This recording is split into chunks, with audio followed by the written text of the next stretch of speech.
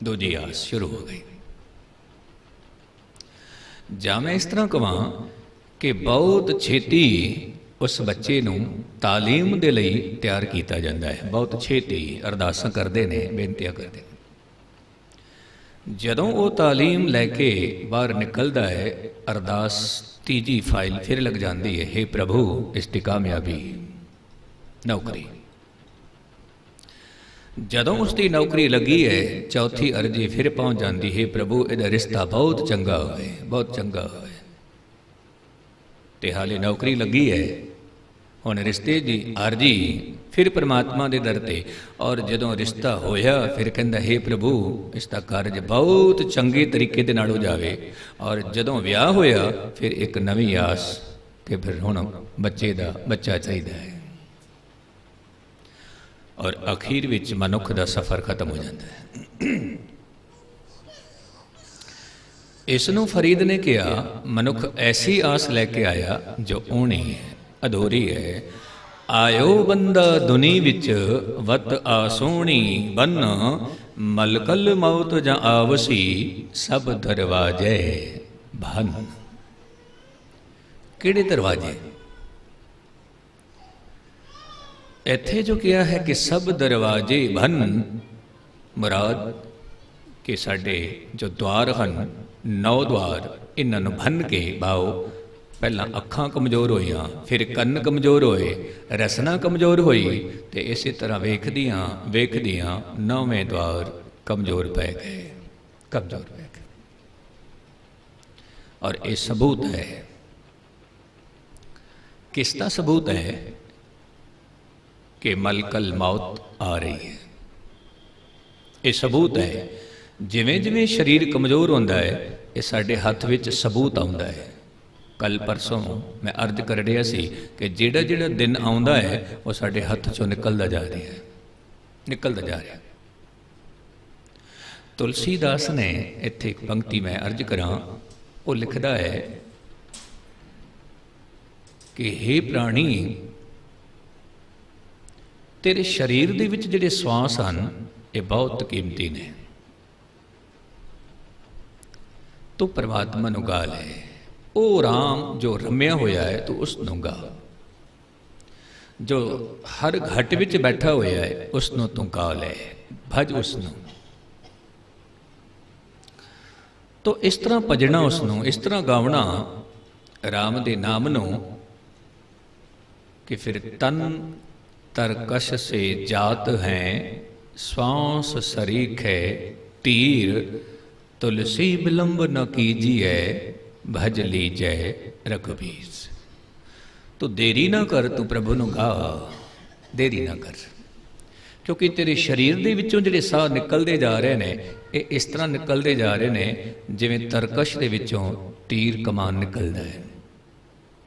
हुण जिहड़ा जिहड़ा तीर निकलता जा रहा है तो तरकस खाली होंदा जा रहा है, खाली होंदा जा रहा है। और एक दिन ऐसा आवेगा कि ये तरकश बिल्कुल खाली हो जाएगा। बाओ शरीर दे विचों साह निकल गए, फिर यही शरीर जमीन ते डिग पवेगा, खाक हो गया, मिट्टी हो गया, मिट्टी हो गई। तो फरीद जी कहते हैं कि जदों इहदे विचों श्वास खत्म हो गए, मलकल मौत जा आवसी सब दरवाजे भन, तिना प्यारियां भाइयां अगे दिता बन। वो जिहड़े साडे मित्र, साडे अजीज, साडे प्यारे, जो हर वेले साडे करीब रहिंदे सी, साडे कोल रहिंदे सी, ते उन्हां ने की कीता? अर्थी तैयार की ते पहुंचा दिता शमशान घाट। बस इतना कुछ किया। एक गाथा कि मनुख दे कुछ मित्र ने,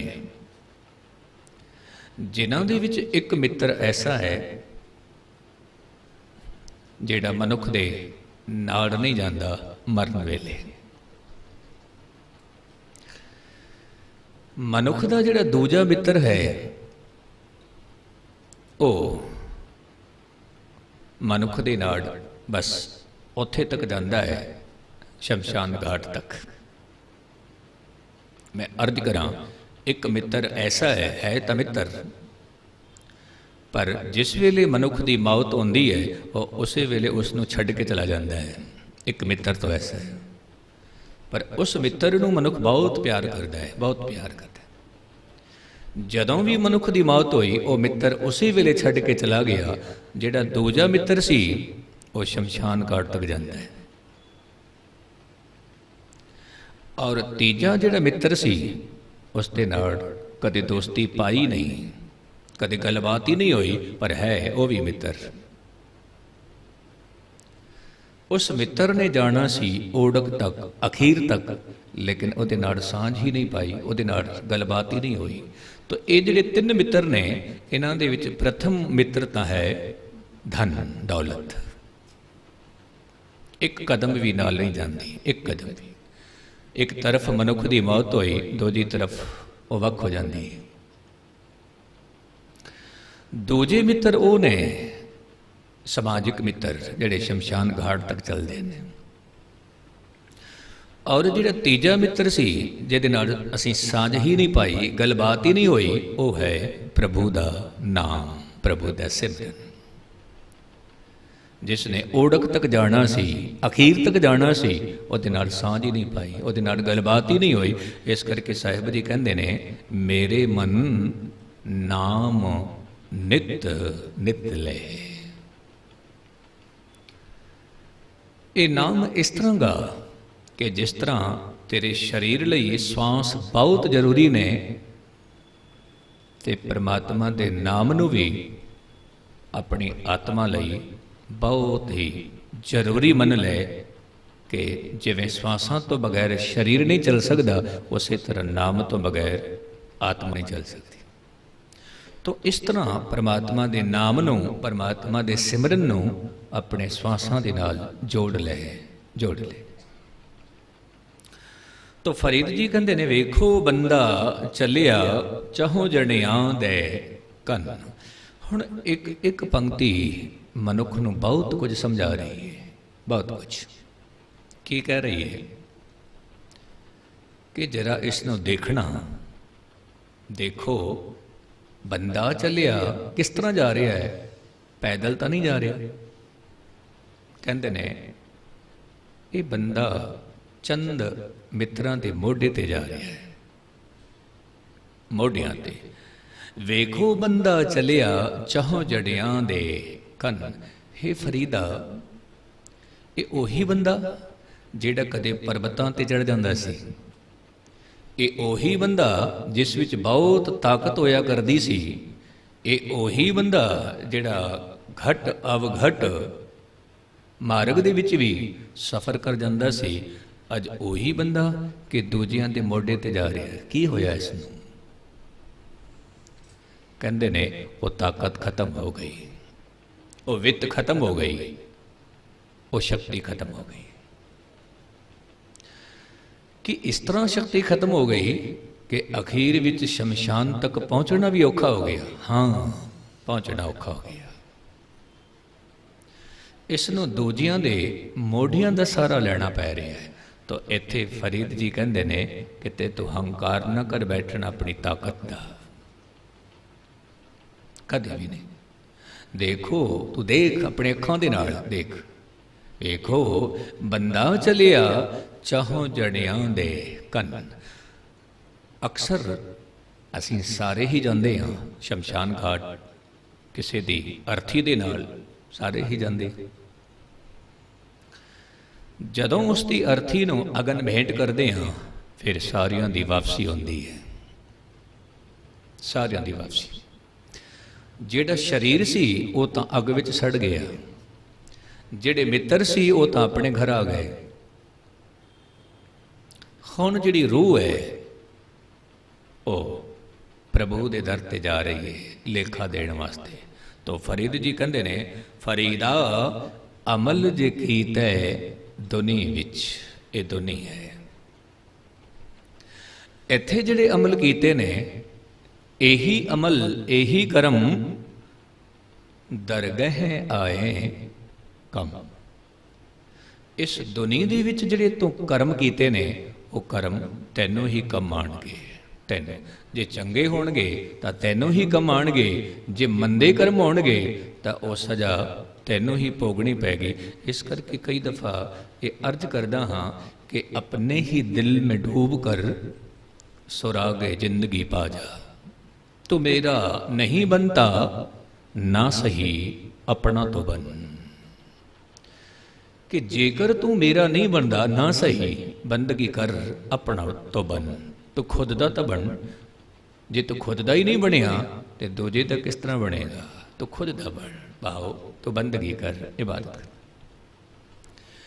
अक्सर देखण विच आया कि मनुख दुनी की परवाह बहुत करता है पर दीन की परवाह नहीं करता। अक्सर देखने विच आया दुनी का भाव दुनिया दौलत धन और दीन का भाव धर्म ईमान। ईमान कहते ने मनुख अक्सर दुनी की परवाह करता है, दीन की परवाह नहीं करता, धर्म की परवाह नहीं करता। तो फरीद जी कहते ने फरीदा हां बलिहारी तिन पंखियां जंगल जिन्ना वास। मैं बलिहार हाँ उन्हां पंखियां ते जो जंगल विच रहिंदे ने ते उन्हां दी खुराक की है, की खांदे ने। फरीद जी कहंदे ने कि रहिंदे ने उस ज़मीन ते जां फिर दरखत ते रहिंदे ने। मैं उन्हां ते बलिहार हाँ फरीदा हाँ बलिहारी तिन पंखियां जंगल जिन्ना वास। ककर चुगन थल वसन रब ना छोड़न पास। उन्हां दी खुराक की है ककर चुगन थल वसन। ये कंकर ते पत्थर उन्हां दी खुराक है, जीव जंतु ये उन्हां दी खुराक है। ते जमीन ते रहिंदे ने जां दरखत ते रहिंदे ने पर परमात्मा दा पासा नहीं छड्डदे, परमात्मा दा पल्ला नहीं छड्डदे। इतना यकीन है। और धन गुरु ग्रंथ साहिब की पावन बाणी विच गुरु नानक साहिब दे बोल ने आप जी ने कह दिता कि जेड़े परंदे ने कदे धन इकट्ठा नहीं करते, कदे भी नहीं। कदे आप जी ने वेख्या नहीं होगा कि परिंदे धन इकट्ठा करते हो, नहीं करते। क्यों नहीं करते? क्योंकि उन्होंने आस है परमात्मा ते। वो कहते ने जिस परमात्मा ने अज रोजी दी है वह कल भी देगा और परसों भी देगा। तो परिंदे कदे भी अपना रिजक इकट्ठा नहीं करते। तो कबीर साहिब बीजक ग्रंथ विच लिखते हैं कि साधु भी उसी तरह ही है, साधु भी उसी तरह। साधु गांठ न बांधता उदर समाता ले। जिहड़ा साधु पुरुष है वह भी इकट्ठा नहीं करता, वो भी उतना ही लेंदा है जिहदे नाल उदर समाता। उदर कहंदे ने पेट भर जाए, बस इतना ही बहुत है, इतना ही बहुत है। तो वो इकट्ठा क्यों नहीं करता? कहंदे ने वो इस करके इकट्ठा नहीं करता। अगां दी पंक्ति विच कहंदे ने कि साधु गांठ न बांधही उदर समाता ले। आगे पाछे हर फिरे जब मांगो तब दे। मेरे अगे पिछे परमात्मा घूम रहा है। मैं जदों भी परमात्मा तो मंगांगा एक पल विच एक खिन विच वो मैंने सब कुछ मिल जाएगा, सब कुछ। ये यकीन है, ये भरोसा है, ये विश्वास है, ये आस्था है, ये प्रतीत है। तो फरीद जी कहते ने फरीदा हाँ बलहारी तिन पंखियां जंगल जिन्ना वास। ककर चुगन थल वसन रब न छोड़न पास। फिर कहते ने हे प्राणी तू भी परमात्मा नू चेते रख। परमात्मा नू चेते रख, पर एक गल ये अपने जहन विच बिठा लेना। एक गल केड़ी कि अक्सर असी देखते हाँ रुत बदलती है। सर्दी की रुत भावें कितनी भी ताकतवर होवे पर उस रुत नूं रुखसत होना पैंदा है। फिर गर्मी आ गई, फिर उसनों भी रुखसत होना पैंदा है। फिर बरसात, फिर उसनों भी जाना पैंदा है। भाव एक कुदरत का नियम है, परिवर्तन नियम है, नियम। कदे गर्मी, कदे सर्दी, कदे बरसात। तो फरीद जी कहते ने फरीदा रुत फिरी वन कंबिया। जदों रुत फिरदी है वन कंबदा है, पत्त झड़े झड़ पाए, पत्ते झड़ते ने। और रुत दरखतां लई नहीं फिरदी, एक चेते रखना, और रुत मनुख लई भी फिरदी है। जेड़ा मनुख कदे गरीब सी अज अमीर हो गया, रीते भरे भरे सख नावे, यह ताको ब्योहारे धन गुरु तेग बहादुर साहब दे बोल। कि ये परिवर्तन पशु जगत विच ही नहीं, पंछी जगत विच ही नहीं, मनुखी जगत विच भी है। अज जिहड़ा तंदुरुस्त सी कल रोगी बन गया। बहुत सारे ऐसे मनुख कदे सिकदार होंदे सी, फकीर बन गए, जमीन ते आ गए, जिसनों जगत गुरु बाबा इस तरह कहते ने, नदर उपट्ठी जे करे सुल्ताना गहा कराईंदा, दर मंगन भिख ना पाईंदा। ये उस मालिक की खेड है, उस मालिक की खेड है। तो ये गल तू चेते रखना कि जदों रुत ने फिरना है, तो जदों दरखत भी कंबदा है, तो हे प्राणी फिर तेरा शरीर तो कुछ भी नहीं है, कुछ भी नहीं। जदों भी रुत फिरेगी, भावें कितना ही बलवान होवे, कितना ही ताकतवर होवे, अखीर विच ओदा शरीर भी कमजोर पै जाता है, कमजोर पै जाता है। तो फरीद जी कहते ने फरीदा रुत फिरी वन कंबिया, पत झड़े झड़ पाए, चारे कुंडा ढूंढिया, रहन किथाहू नाए। बचपना सी आया चला गया, जवानी आ गई, ते जवानी आई रुखसत कर गई, चली गई, बुढ़ेपा आ गया, बुढ़ेपा आया, उस तो बाद फिर जगत तो विदाई की, गल खत्म हो गई। मैं चारों पासों वेखिया, मैनू एक भी ऐसा मनुख नज़र नहीं आया कि जो जगत तो रुखसत ना कर गया होवे।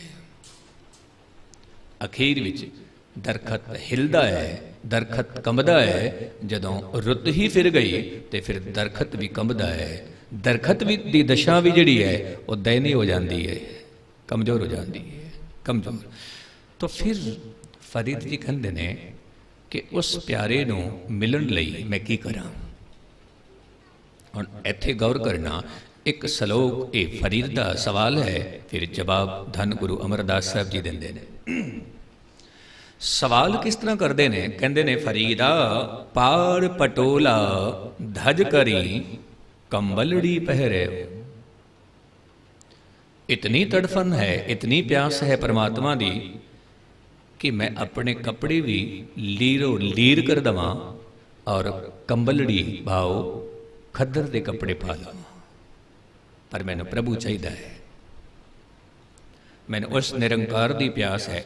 जिनी वेशी शहो मिले से ही वेश करे हो, कि जिस वेश के नाल मैनू रब मिले मैं वो वेश करने लई तैयार हाँ। हुण मैनू दसो मैं की वेश करा।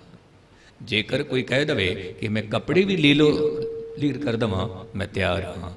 और इस दुनिया दे विच कुछ ऐसे भी पंथ ऐसे भी फिरके हुए ने जिन्होंने तन ते कपड़े कबूल ही नहीं किए। कुछ लोग ऐसे ने जिहड़े तन ते कपड़े ही नहीं पाते। पर नहीं, जगत गुरु बाबा की कहते हैं, गुरु नानक साहिब का जो मार्ग है वो बहुत ही प्यारा, बहुत ही प्यारा।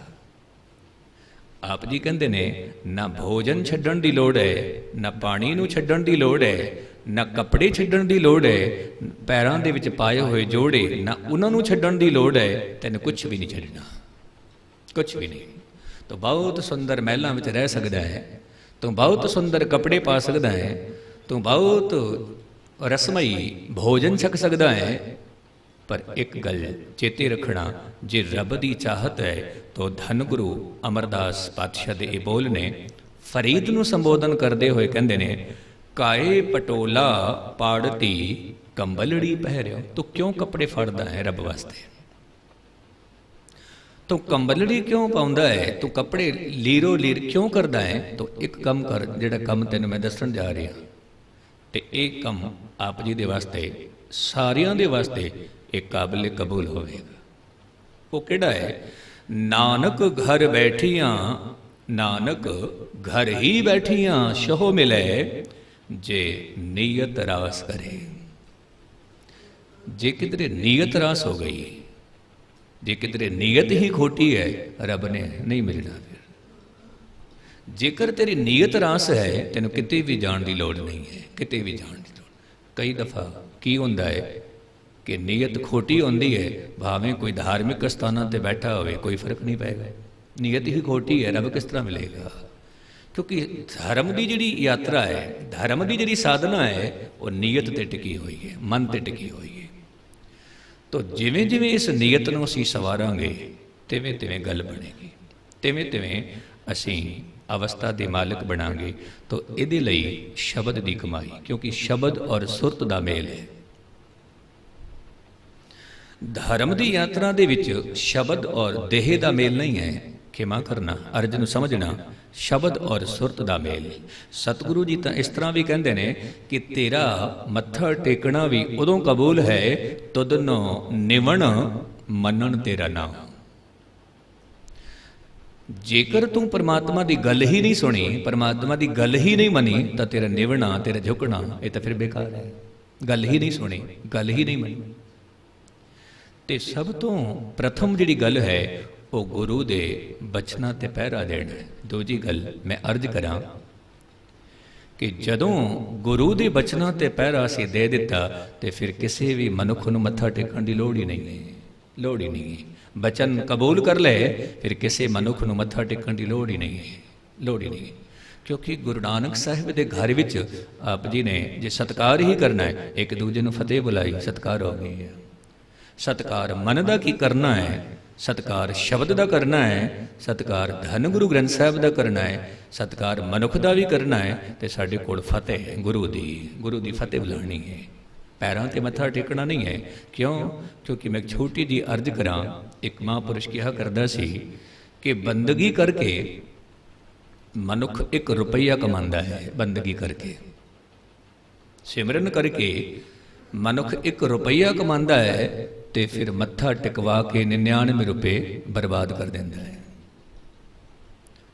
अपने आप नूं संत अखवा के 99 रुपये बर्बाद हो जाते हैं। कमाया 1 रुपया तो 99 रुपये बर्बाद हो गए, फिर की फायदा, फिर की फायदा। इस करके तुसीं मेरी अरदास करो, मैं आप जी की अरदास करा। और अक्सर असी करते हैं, भाई साहब भाई वीर सिंह जी कहते सी कि संगत विच जितने भी बैठे होंदे ने, एक दूजे की अरदास करिया करो। किस तरह? देहो सजन असीसड़ियां, जो होवे साहिब स्यो में। पर यह शब्द असी पढ़ते हैं कि जदों कोई मनुख रुखसत कर गया, फिर वो पिछे पढ़ते हैं कि उसनों आशीष दो। नहीं, आशीष जींदे जी एक दूजे नूं देनी है कि प्रभु किरपा करे, परमात्मा दे नाल मिलन हो जावे। ते बस इतनी अर्ज प्रवान करनी, भुल्लां चुक्कां दी खिमा। वाहिगुरु जी का खालसा, वाहिगुरु जी की फतेह।